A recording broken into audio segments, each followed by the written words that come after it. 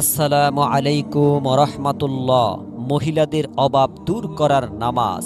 মহিলারা এই নামাজটি পড়লে অভাব দূর হবে, পেরেশানি দূর হবে, গুনাহ মাফ হবে, সংসারে সুখ শান্তি আসবে, দুঃখ কষ্ট দূর হবে, চারদিক থেকে টাকা পয়সার ব্যবস্থা হবে।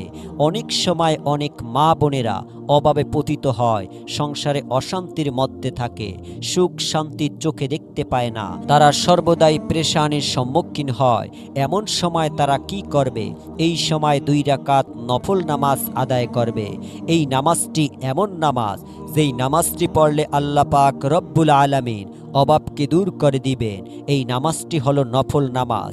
এই নামাজটি দিনে অথবা রাতে যে কোনো সময় আদায় করা যায়, তবে তাহাজ্জুদের সময় রাতের দ্বিতীয় অংশ সারা দুনিয়া নিস্তব্ধ হয়ে যায়, নিরিবিলি হয়ে যায়, সমস্ত শব্দগুলি ঘাপটি মেরে চুপ হয়ে যায়, সমস্ত মানুষ ঘুমে আচ্ছন্ন হয়ে যায়। ওই সময় আল্লাহ পাক রব্বুল আলামিন প্রথম আসমানে এসে ঘোষণা করতে থাকেন, আছে কেউ অভাবী? অভাব দূর করার জন্য আমার কাছে প্রার্থনা করো, আমি তার প্রার্থনাকে গ্রহণ করব। আছে কেউ পেরেশানির মধ্যে? তার পেরেশানি দূর করার জন্য আমার কাছে প্রার্থনা করো, আমি তার প্রার্থনাকে গ্রহণ করব। আছে কেউ গুনাহগার? সে গুনাহ থেকে ক্ষমা প্রার্থনা করে, আমি তাকে ক্ষমা করে দিব। কেউ আছে সংসারে সুখ শান্তি কামনা করে, আমি আল্লাহ তাআলার কাছে সে সুখ শান্তির জন্য দোয়া করে, আমি তার দোয়াকে কবুল করব, তার দুঃখ কষ্ট দূর করে দিব, চারদিক থেকে টাকা পয়সার ব্যবস্থাপনা হবে। এই নামাজটি দিনে অথবা রাতে যে কোনো সময় পড়া যায়, তবে শেষ রাতে তাহাজ্জুদের সময় পড়া উত্তম। আমরা এই নামাজটি কোন সূরা দ্বারা পড়ব এবং নিয়াত কিভাবে করব? এই নামাজটি আমরা যে কোনো সূরা দ্বারা পড়তে পারবো। এটি হলো নফল নামাজ, 2 রাকাত বিশিষ্ট নামাজ। আমরা প্রথম রাকাতে সূরা ফাতিহা পড়ব, এরপর আমাদের ইচ্ছা অনুযায়ী আমরা যে কোনো একটি সূরা মিলাবো। এরপর দ্বিতীয় রাকাতে অনুরূপভাবে আমরা সূরা ফাতিহা পাঠ করব। আমাদের ইচ্ছা অনুযায়ী আমরা একটি সূরা মিলিয়ে নিব, 2 রাকাত নফল নামাজ পড়ব। নিয়তটি বাংলায় আমরা এইভাবে করব, আমি অভাব দূর করার জন্য 2 রাকাত নফল নামাজ আদায় করছি, আল্লাহু আকবার। আর মনে মনে সংকল্প রাখব, যখন আমরা নামাজ পড়ব, যে আল্লাহ তাআলা এই নামাজের উসিলায় আমার অভাবকে দূর করে দিবেন, আমার বিপদকে দূর করে দিবেন, আমার সংসারের মধ্যে সুখ শান্তি দান করবেন, চারদিক থেকে টাকা পয়সার ব্যবস্থাপনা আল্লাহ পাক রব্বুল আলামিন করে দিবেন। আমরা এই নামাজটি দিনে অথবা রাতে যে কোনো সময় আদায় করে নিতে পারি, তবে তাহাজ্জুদের সময় আমরা আদায় করার চেষ্টা করব। আমরা এই নামাজটি পড়ার নিয়ম বলে দিচ্ছি, আমি যেইভাবে বলবো সেইভাবে নামাজটি শিখে নেবেন। প্রথমে নিয়াত, আমি কিবলামুখী হয়ে দাঁড়িয়ে অভাব দূর করার জন্য 2 রাকাত নফল নামাজ আদায় করছি, আল্লাহু আকবার। এরপরে সুবহানাকা আল্লাহুম্মা ওয়া বিহামদিকা ওয়া তাবারাকাসমুকা ওয়া তাআলা জাদ্দুকা ওয়া লা ইলাহা গায়রুক। এটি পড়ার পরে আউযু বিল্লাহি মিনাশ শাইতানির রাজিম, বিসমিল্লাহির রহমানির রহিম পড়ব। এরপর সূরা ফাতিহা পড়ব।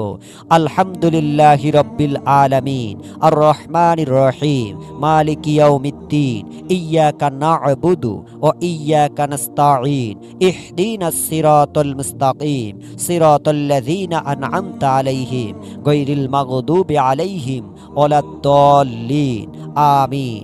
এরপরে অন্য সূরা মিলাবো, বিসমিল্লাহির রহমানির রহিম, আলাম তারা কাইফা ফাআলা রাব্বুকা বিআসহাবিল ফিল, আলাম ইয়াজআল কাইদাহুম ফি তাদলিল, ওয়া আরসালা আলাইহিম তায়রান আবাবিল তারমিহিম বিহিজারাতিম মিন সিজ্জিল ফাজআলাহুম কাআসফিম মাকুল। এরপর রুকুতে যাব, আল্লাহু আকবার, সুবহান রাব্বিয়াল আযীম, সুবহান রাব্বিয়াল আযীম, সুবহান রাব্বিয়াল আযীম, সামি আল্লাহু লিমান হামিদা, রব্বানা লাকাল হামদ।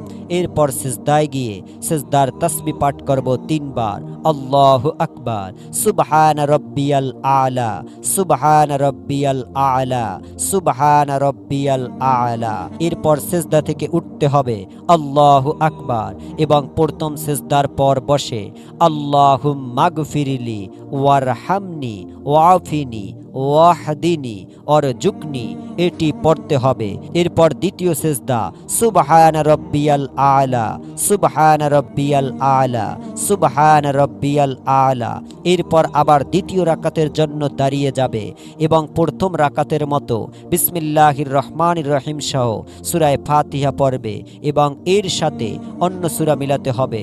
এরপর আবার রুকুতে যাবে, রুকুর তাসবিহ বলবে 3 বার, সুবহান রব্বিয়াল আযীম, সুবহান রব্বিয়াল আযীম, সুবহান রব্বিয়াল আযীম, সামিআল্লাহু লিমান হামিদা, রব্বানা লাকাল হামদ।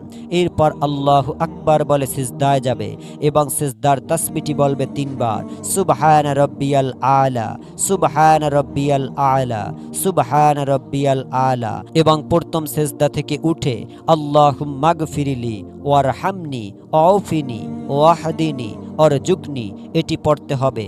এরপর আল্লাহু আকবার বলে দ্বিতীয় সেজদা দিতে হবে এবং সুবহান রব্বিয়াল আলা 3 বার পড়তে হবে। এরপর আল্লাহু আকবার বলে মাথা উঠাতে হবে এবং বসে প্রথমে তাশাহুদ পড়তে হবে। আত্তাহিয়াতু লিল্লাহি ওয়াসসালাওয়াতু আত-তাইয়্যিবাতু, আসসালামু আলাইকা আইয়ুহান নাবিয়্যু ওয়া রাহমাতুল্লাহি ওয়া বারাকাতুহু, আসসালামু আলাইনা ওয়া আলা ইবাদিল্লাহিস সলিহিন, আশহাদু আল্লা ইলাহা ইল্লাল্লাহু ওয়া আশহাদু আন্না মুহাম্মাদান আবদুহু ওয়া রাসূলুহু। এরপর দুরূদ শরীফ পড়তে হবে। আল্লাহুম্মা সাল্লি আলা মুহাম্মাদি ওয়া আলা আলি মুহাম্মাদ কামা সাল্লাইতা আলা ইব্রাহিম ওয়া আলা আলি ইব্রাহিম ইন্নাকা হামিদুম মাজিদ।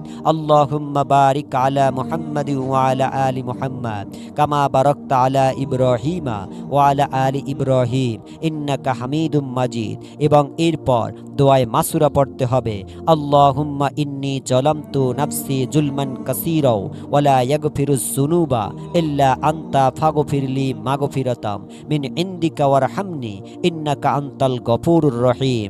এরপরে সালাম ফিরাবে, আসসালামু আলাইকুম ওয়া রাহমাতুল্লাহ, আসসালামু আলাইকুম ওয়া রাহমাতুল্লাহ। তো এইভাবে নামাজটি পড়তে হবে এবং এরপর দোয়া এবং আমলের কথা প্রথমেই বলেছিলাম সেইগুলো পড়বেন এবং তারপর মহান আল্লাহ তাআলার কাছে 2 হাত তুলে দোয়া করবেন, কাকুতি মিনতি করে দোয়া করবেন। আল্লাহ তাআলা আপনাদের দোয়াকে কবুল করে নেবেন। মহান আল্লাহ তাআলা আমাদের সকলকে এই আমলটি করার তৌফিক দান করুক, আমিন। তো বন্ধুরা, এই ছিল আজকের ভিডিওটি ভালো লাগলে অবশ্যই লাইক করবেন, আমাদের চ্যানেলটি সাবস্ক্রাইব করতে ভুলবেন না। পরবর্তী ভিডিও পর্যন্ত বিদায় নিয়ে নিচ্ছি। আল্লাহ হাফেজ।